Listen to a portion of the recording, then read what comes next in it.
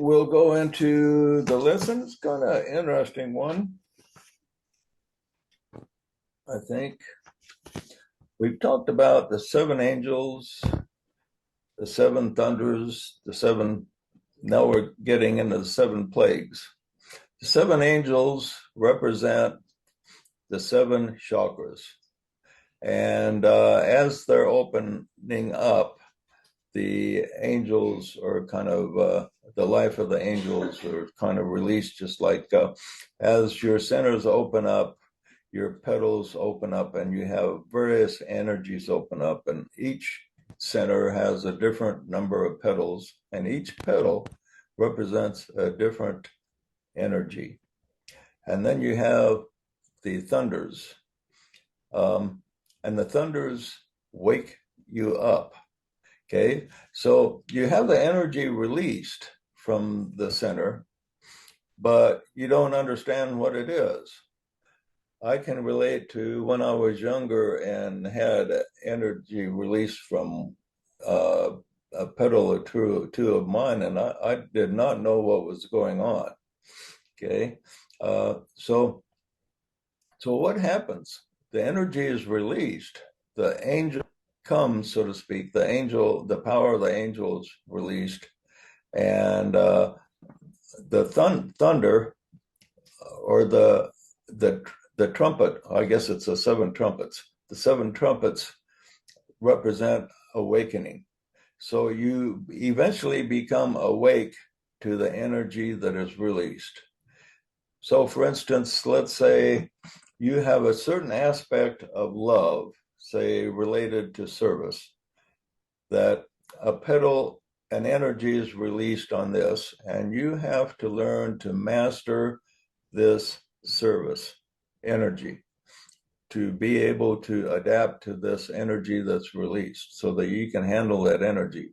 And awakening to this is like the sound of a trumpet. The sound of the trumpet wakes you up to that energy, to that calling, to be aware of service and how to handle service. Okay. And then the other seven in correspondence to this is the plagues. The plagues represent the execution of the energy. And it's interesting that it calls them plagues because it creates a disturbance. When you achieve greater light and truth, and then you bring it to the masses or to your family or to your friends, it creates a disturbance almost like a plague among them. And so that it's like throwing a rock in the water. It creates ripples. And then eventually the ripples settle and you have peace again. And this is the way it is with the servants. They receive a stimulation of one or more of their centers. They're not sure what to do with it. And they eventually figure it out. They awaken. The sound of the trumpet awakens them to what to do. And they get a feeling of what they're supposed to be doing. And then when they do it, then it creates a disturbance of the force, so to speak. And not the good force, but the material forces of the world. So a light is ignited in the disciple.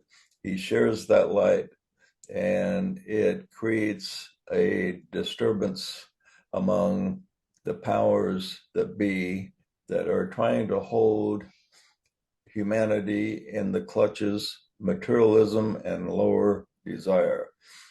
And also the forces related to the ego.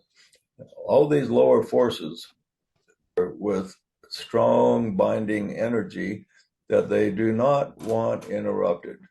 And the trouble with disciples, from their point of view, is they shine a light on darkness, and the darkness does not want the light shined on it, and they try to put out the light. And so it's described as a plague. in the book of Revelation. Hey, Joe, when I was at first excommunicated, we had reincarnation of Mormonism, and I think you'd written something on the gathering. And I went to church in Sunday school class, and at the end, I stood up and I said, "Now, you know, if for anyone here who wants to really know why I was excommunicated, I've got some material that I want to share with you on your way out." I said, "Now, there's two Yeah. doors." There's two doors. You can either go out that door, or I'm going to be standing over here at this door, and I got a little information that I want to share with you so you'll know exactly what happened and why it happened. Nobody came out that door. If they would have, they probably would have been hauled in by the bishop and seriously questioned. They probably would have. It's like throwing water on a vampire, but I did it anyway. Okay, here's the next verse. And I saw another mighty angel come down from heaven, clothed with a cloud, and a rainbow upon his head, and his face was as it were the sun, and his feet was of fire. So this angel represents a revelation from the higher realms to the disciple. And to discover the nature of it, you have to examine the clues. First of all, the angel was clothed with a cloud. It's interesting how the cloud keeps saying in relation to Revelation. With Moses, for instance, a cloud veiled Mount Sinai, and on the Mount of Transfiguration, the voice of God spoke from a cloud. And then when Jesus ascended into heaven, he ascended into a cloud. What does the cloud represent?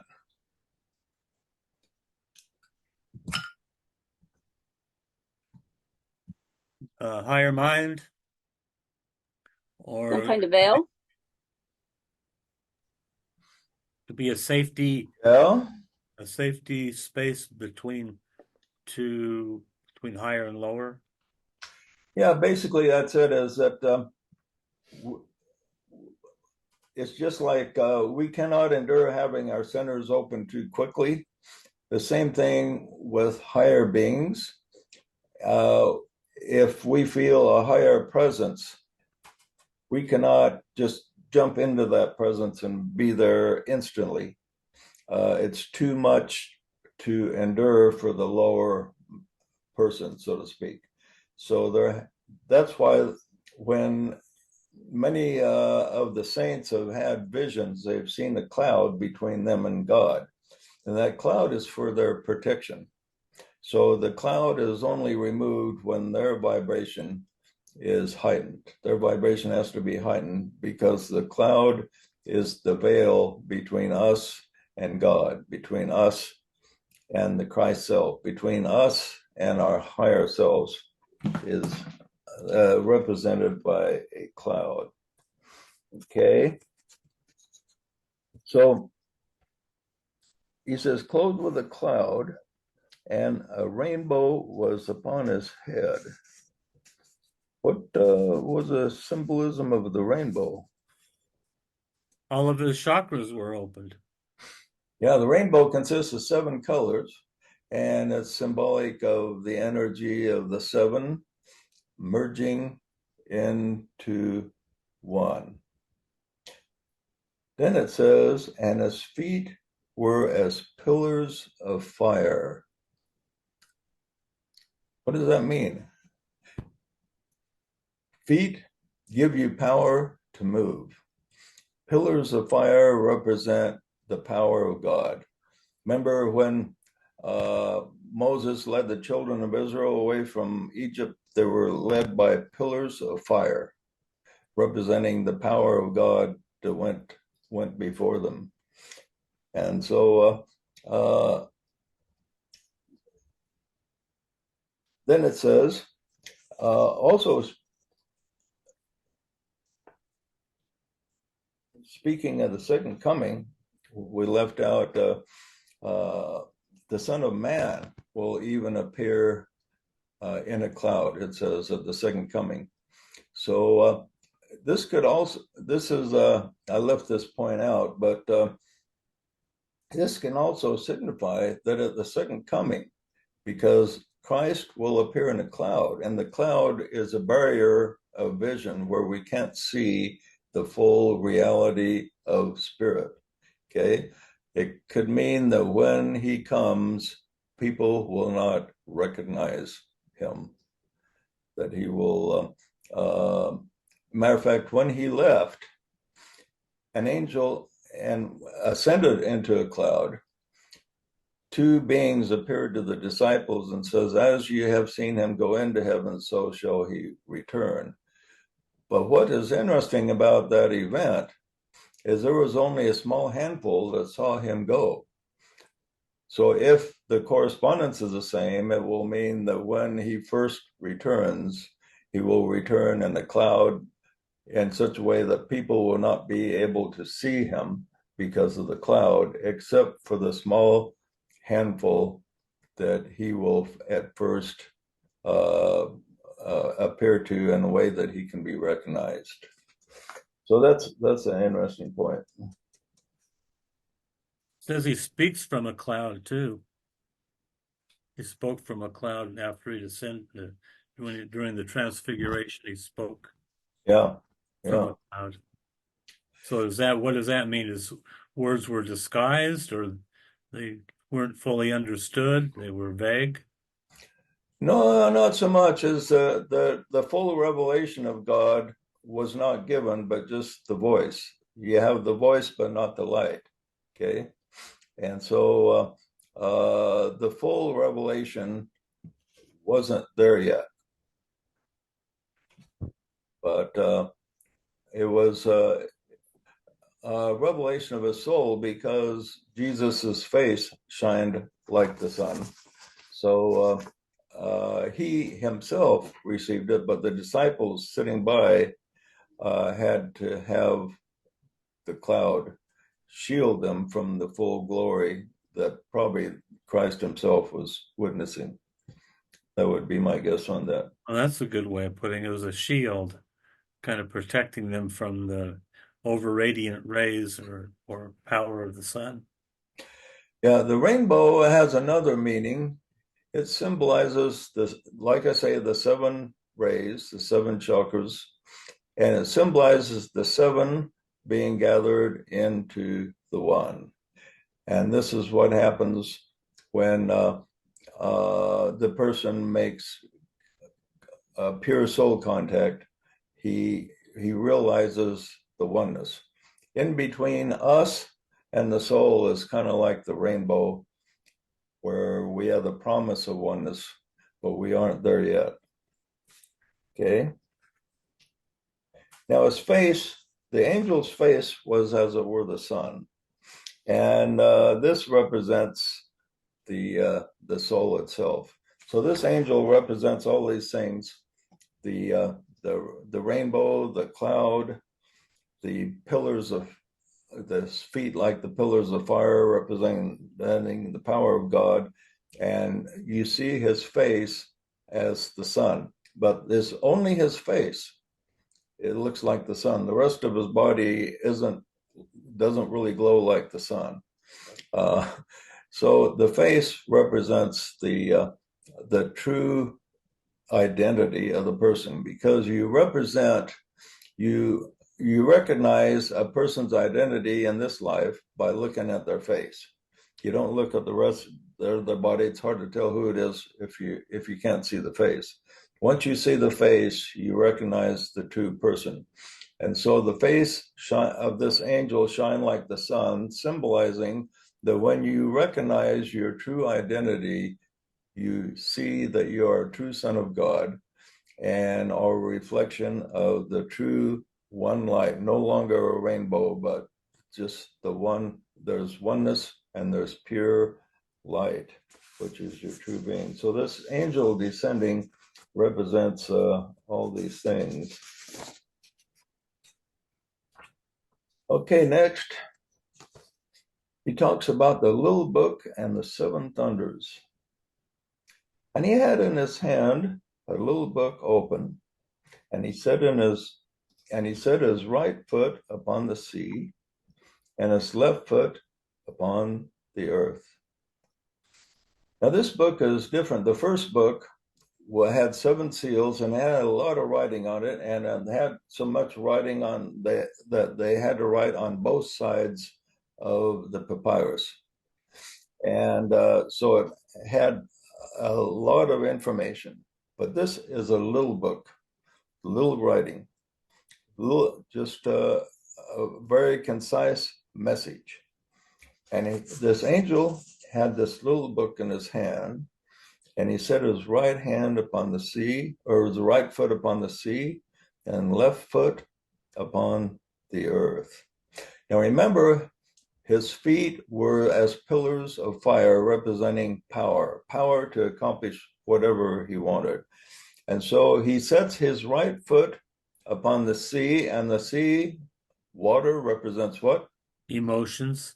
Right. So setting his right foot, representing power, upon the sea means that this angel represents power to master the emotions. So somebody can come up to this disciple and insult his mother, and and he doesn't do anything. It doesn't bother him. Doesn't smack him around. Yeah, he just figures, well, this guy just ignorant, he's wayward. He's not very evolved yet. I need to pity the poor son of a gun. And then he puts his left foot upon the earth. What does that represent?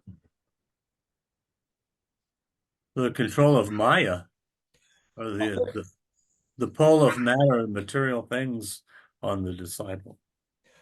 Okay, he sets his right foot upon the earth, and this represents power to control the material world. The material world has no power over him. This includes sex, drugs, and rock and roll, unfortunately for you, Curtis. Dang, that was a tough one. Of all.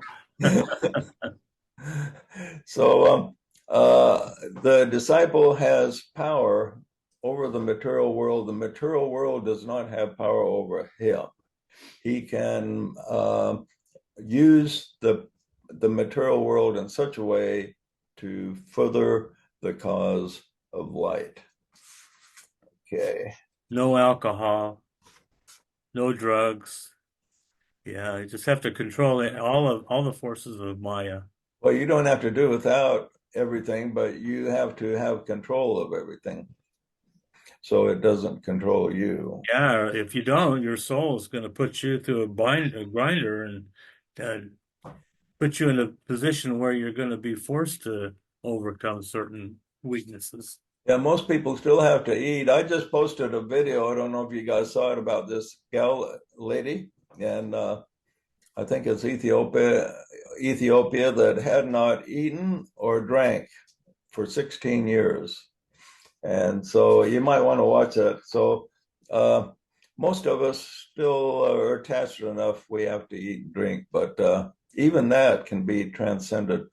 A year or two ago, I posted another video of this guy that is in India. He when he was 8 years old, he heard a voice that told him that he didn't have to eat or drink the rest of his life, and so he just quit. And the doctors studied him. I think they put him under supervision for a month, and he didn't eat or drink anything, and they couldn't figure out how he did it. But he's just living off prana. Now, there's people on other worlds that don't eat at all, the more advanced worlds, and they just live off the prana. But not very many people are that evolved here. They don't even think about it. I mean, who even thinks about not eating or drinking? But so they take power or energy just from the air, the prana in the air, as they breathe it in. Yeah. Wow. Okay, the next verse reads, "And he cried with a loud voice, as when a lion roareth. And when he had cried, the 7 thunders uttered their voices." Okay, as I say, the 7 thunders represent awakening again, a little bit like the 7 trumpets. The when you hear in a thunderstorm, when you hear a loud thunder, it shocks you, wakes up, it makes you pay attention. Oh, there's a storm outside. So these thunders are events and energies that happen in the life of the disciple that bring him to attention. Things that there are things that are supposed to be accomplished, and he needs to wake up to these things. And when the seven thunders had uttered their voices, I was about to write, and I heard a voice from heaven saying unto me, seal up those things which the seven thunders uttered, and write them not. So the disciple here received a full revelation of who he is and his purpose. And this is part of the seven thunders, is to wake him up. And this is part of this whole revelation, is to wake him up as to who he is and what his mission is. But he was told to write them not.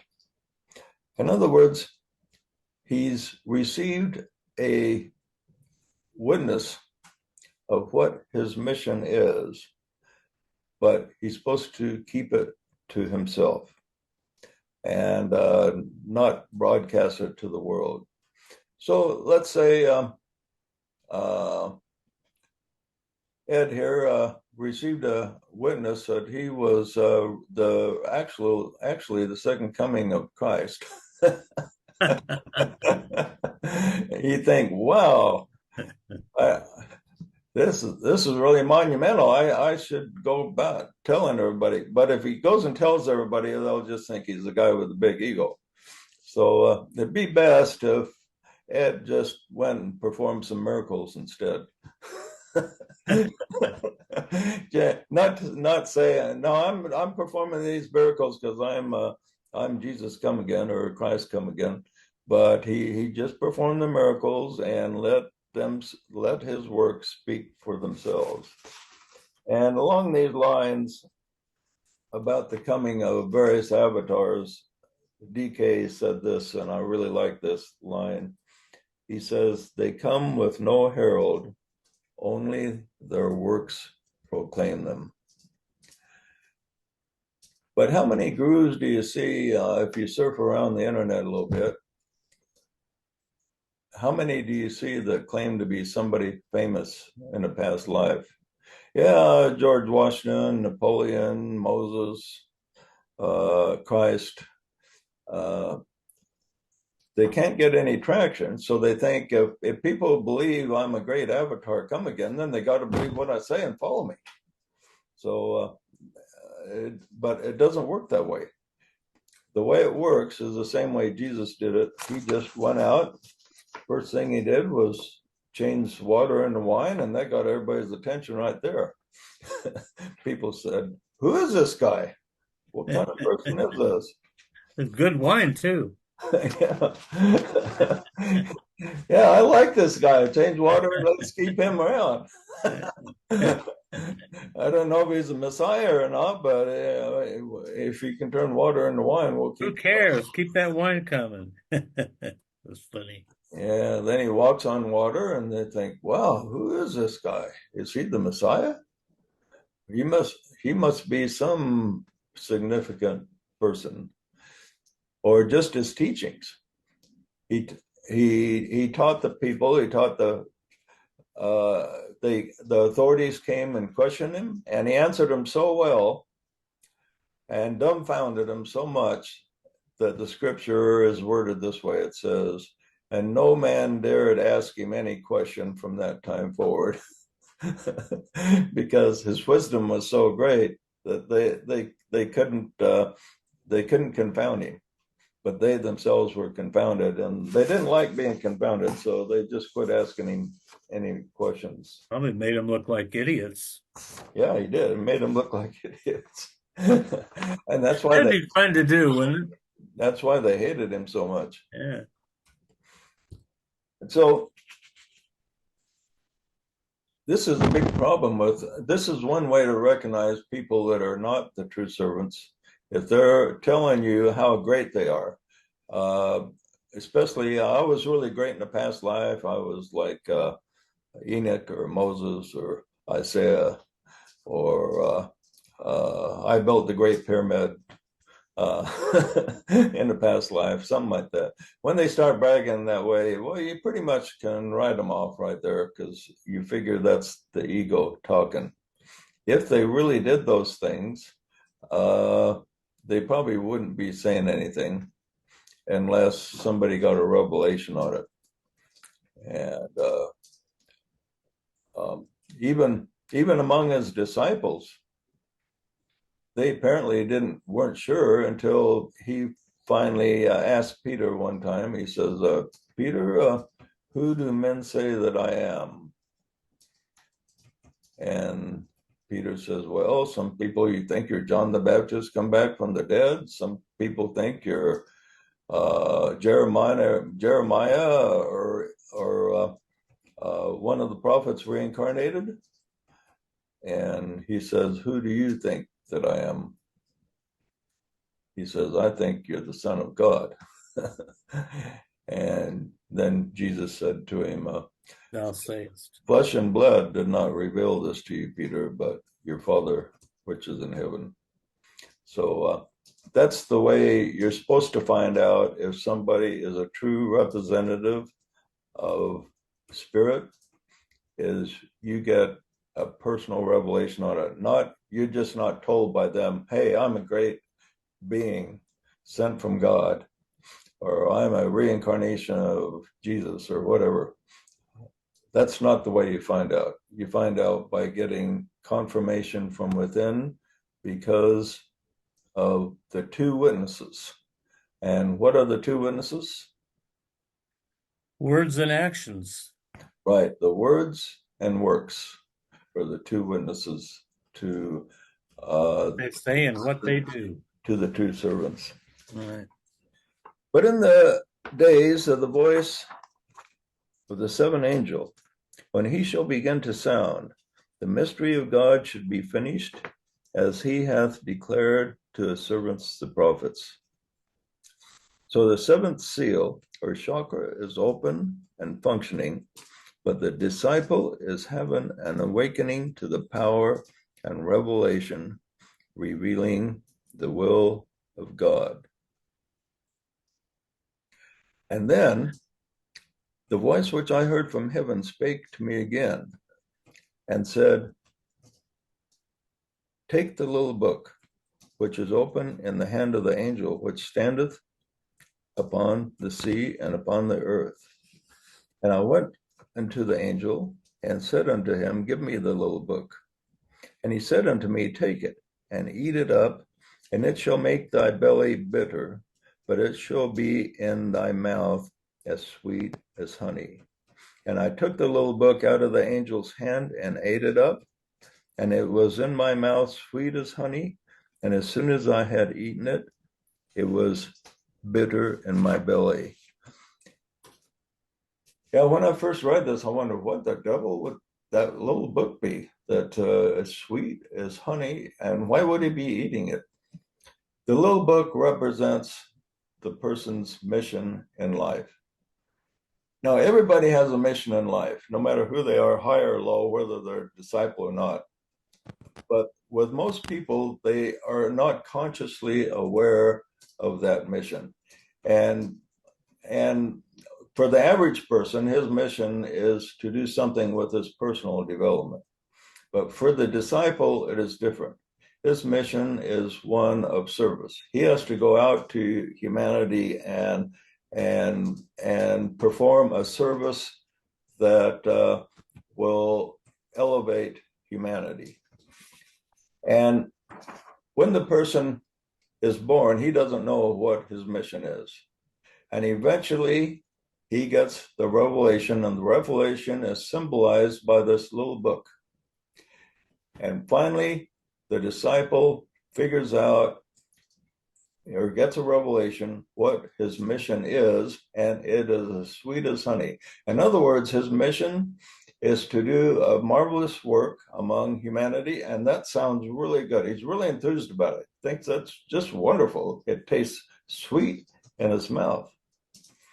But then he swallows the book, he absorbs the mission, he takes the responsibility. Okay, I'm going to go forward and I'm going to reform Congress so Congress acts responsibly, for instance. So he's got that as a mission. Or I'm going to reveal the deep state so the deep state will not have control over everybody's life, or the power brokers of the world. I'm going to expose them. That's going to be really fun thing to do. So he takes this mission, he swallows it, and then he goes forward, and then it is in his belly as bitter. Okay. So, in other words, when he actually goes forward to accomplish this wonderful mission that he thinks he's going to do, he finds there's a lot of bitterness involved. Bitterness is all around him. People attack him. People want to destroy him. People want to stop him. And so it is no longer a sweet, fun, exciting thing to do. It is a labor that requires Herculean effort. So he then begins the labor of Hercules. And if you read the labor of Hercules, you find that each labor had some bitterness in it, and a lot of difficulty in accomplishing each one of the 12 labors of Hercules. Tyler's going to find that out when he gets into the House of Representatives. Yeah. It sounds really cool to be a member of the House until he gets in there and discovers conflict and opposition and resistance. And then it ends with this: thou must prophesy again before many peoples, nations, tongues, and kings. So, your mission isn't just one little mission. You go forward and you say, reform the banking system or something like that. Okay. Or you reform the Catholic Church, or you reform the Elks Lodge, even, whatever it is that your work is, or you reform your family, bring light to them. So you get your mission. It seems really sweet. You think, boy, that's great. You're full of enthusiasm, but then you go forward and find you have a lot to do. But you just don't have this one labor. You got 12 labors, 12 labors of Hercules. So thou must perform again 12 different labors of Hercules before you complete your work here. Okay, any comments or questions on that?